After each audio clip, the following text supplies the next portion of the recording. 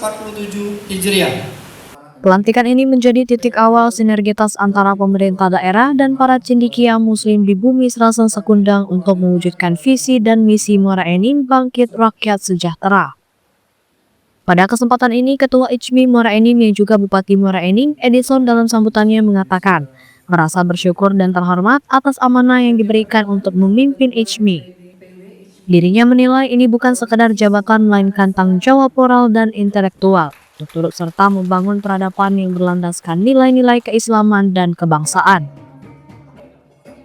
Dirinya berharap agar para intelektual yang tergabung dalam ICMI dapat menjadi mitra strategis pemerintah daerah dalam merumuskan solusi atas berbagai tantangan pembangunan.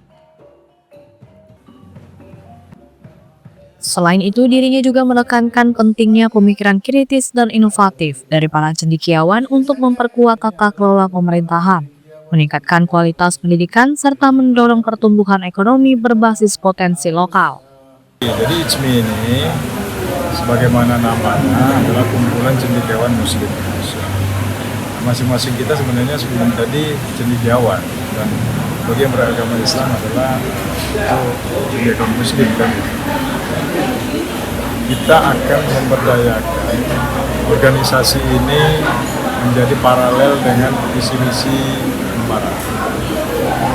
Terutama di bidang sumber daya manusia. Kita perkuat lembaga ini, kita fokuskan pada pengabdian dalam rangka meningkatkan sumber daya manusia yang beriman dan bertakwa sesuai dengan nilai-nilai Al-Quran dan Sunnah Rasul. Sementara itu, Sekretaris ICMI Sumsel Dr. Bahro Ilmi Yaakob menyampaikan apresiasi atas pelantikan kepengurusan dan dirinya menekankan bahwa ICMI memiliki tanggung jawab moral dan intelektual untuk terus serta dalam pembangunan daerah melalui kontribusi pemikiran, kajian strategis, dan pendampingan kebijakan publik. Dari Muara Enim, Edwin Sasatria, iNews melaporkan.